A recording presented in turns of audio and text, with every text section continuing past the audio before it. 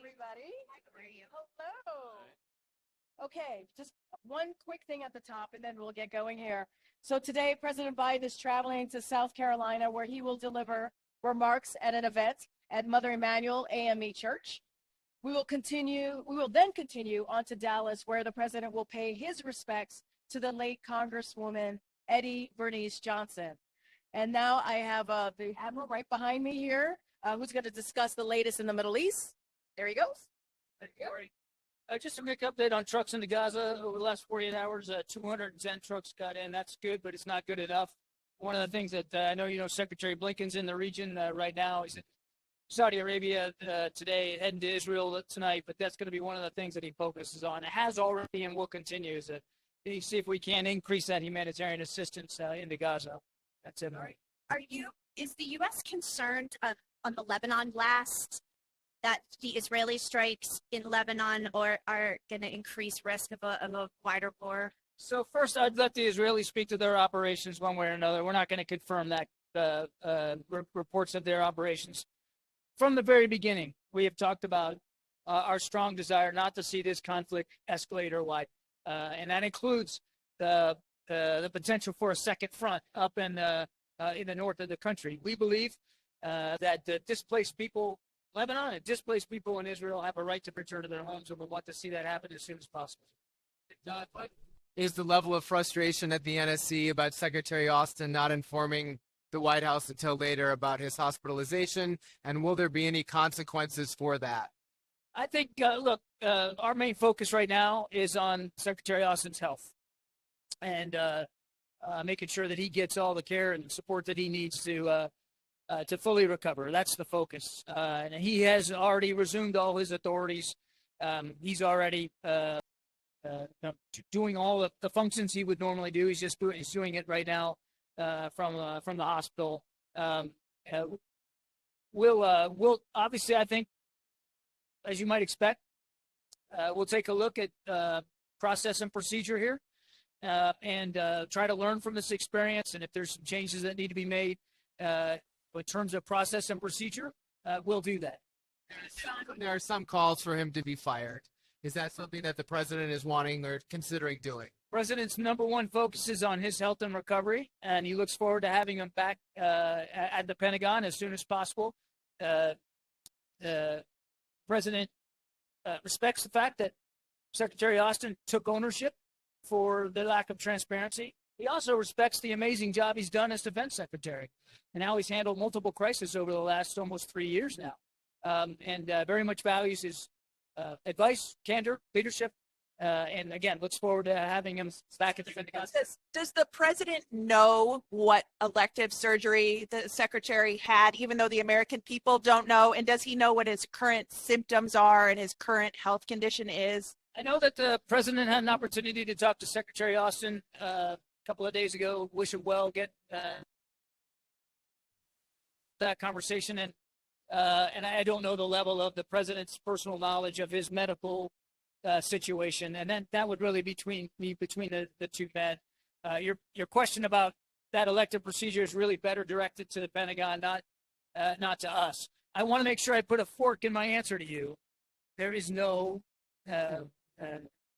plans for anything other than for Secretary Austin to stay in the job and continuing the leadership that he's been demonstrating.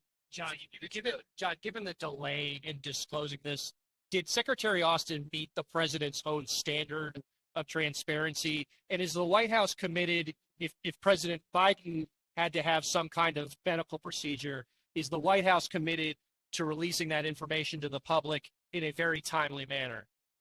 Well, on the second question, and you're a little out of my lane, that's really, but I don't want to speak for Karine, but I think the answer is yes. I mean, the answer is absolutely yes. Be as transparent as possible. Yeah. I mean, the president has always put transparency at the center of his administration from the beginning, and obviously that's what we're going to continue to do. So we're going to continue to be transparent.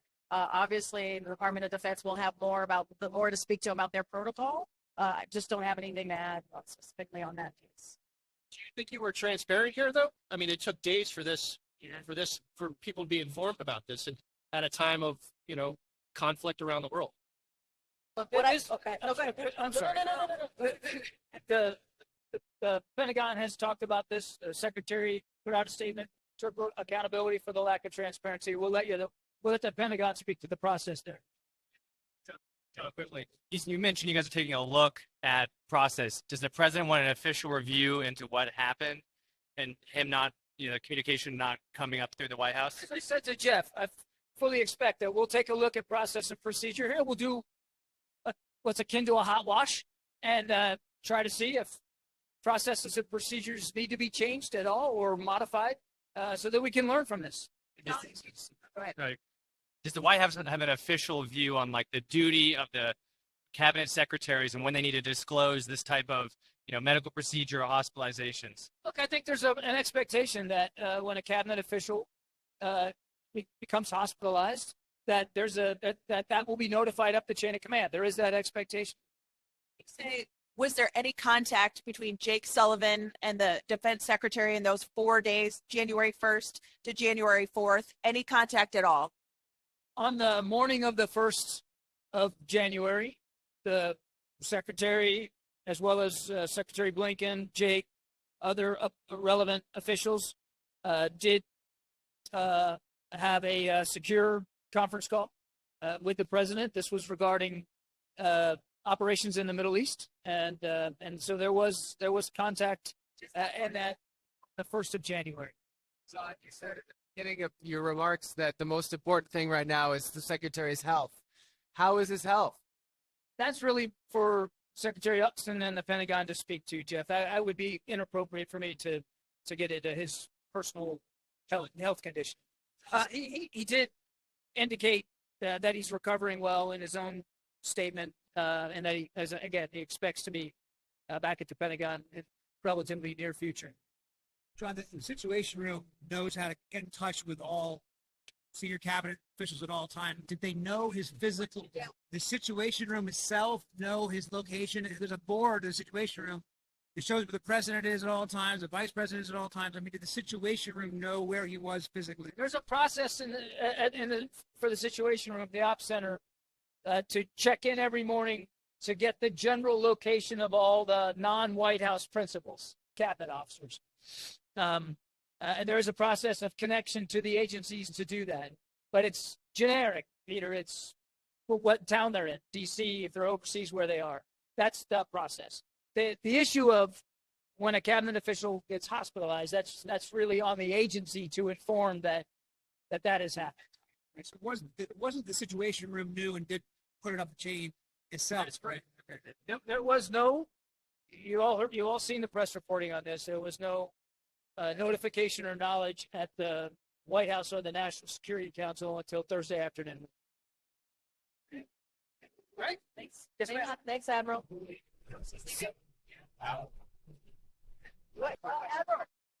Admiral. JJ had a question. Well, since he was an earshot, still in earshot. JJ has. One more. Didn't realize you were leaving already. There were some reports over the weekend about Elon Musk and some concerns about his drug use and the behavior that he's been exhibiting. Some of his board members concerned, aware of that reporting, and he has some contracts with the government. Any reaction to it? There's connections between. We would comment on that. We would comment on private companies.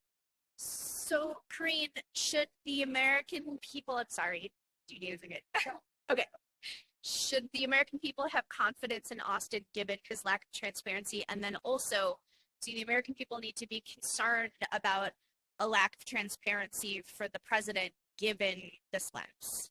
So I want to go back to Austin's statement a couple of days ago where he has taken responsibility. Yeah. And so I think that's important. So I would point you to that. And I will just reiterate that the president has complete confidence, continues to have confidence in Secretary Austin. And as the Admiral just stated, I think the number one thing right now is for him, we want to see him back at the Pentagon, get well and back at the Pentagon. And I'll just add one more thing is that the president, as we have shared, the president spoke to Austin, Secretary Austin on Saturday. They had a very good conversation. And again, the president appreciate Austin's statement and taking full responsibility here.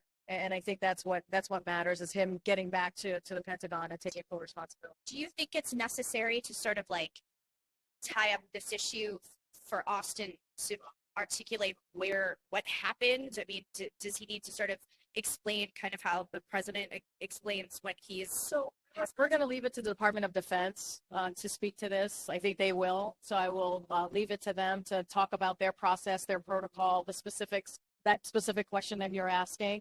So we'll leave it there to walk all of you through what happened last week. Karine, there was a spending top lines agreement over the weekend. What is the administration's current view on whether a shutdown could be avoided in a couple of weeks? Let me just say a couple of things since this just happened, right, over the weekend, and just want to be on the record here. So the bipartisan funding framework congressional leaders have reached moves us one step closer to preventing a needless government shutdown and protecting important national priorities. The framework reflects the funding levels negotiated as part of the bipartisan budget agreement and rejects deep cuts to programs hardworking families count on, and it provides a path to passing full year funding bills that deliver for the American people and are free of any extreme policies. Now, it is for congressional Republicans. They have to do their jobs. They must do their jobs and stop threatening to shut down the government and fulfill their basic responsibility to fund critical domestic and national security priorities, including the president's supplemental request. It's time for them to act. And so that's what we expect as far as the process and how this moves forward. That is certainly a congressional leaders. We leave it to the congressional leaders to figure out how this legislative process is going to be. But look, and we have said this over and over again, this is their basic duty when it comes to Congress and keeping the government open and funded. This is something that they are responsible for, and they should not play politics with this. These are programs that the American people rely on, and so they have to get this done. Just to follow up on that, you say it's the Congress's job to figure this out, but surely the White House is involved. Can you give us a sense of who's doing what and where you see the next steps happening here? So look, I mean, you know this, the first go around, right, around the debt ceiling, the president certainly got involved, right? And there was a bipartisan agreement that was signed, that was actually signed by the president, and it became law. And it was voted by 2/3 of the House, Republican House, and it was certainly got bipartisan support in the Senate. So this is something that obviously the first go around that we were involved, and we made it happen because the president understood how important it is to get this stuff for the American people. As it relates to this particular deal, the administration was obviously in close touch with congressional members of both parties throughout their negotiation process on this particular outcome.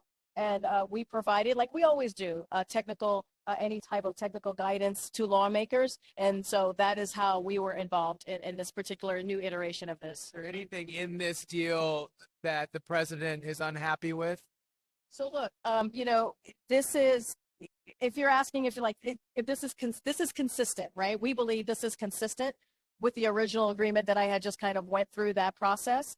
And so the framework both abides by the cap set in the bipartisan budget agreement and achieves the same levels for defense and non-defense discretionary spending that we and the White House and the congressional leaders agreed to last May, as I just had laid out how this process had started originally. Back to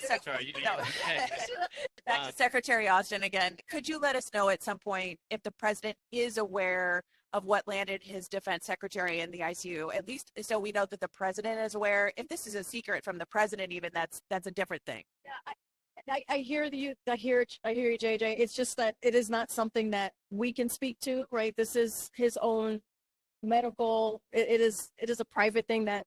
It is something that the Secretary and the Department of Defense would speak to. As you know, they spoke on, the President and the Secretary spoke on Saturday. They had a conversation.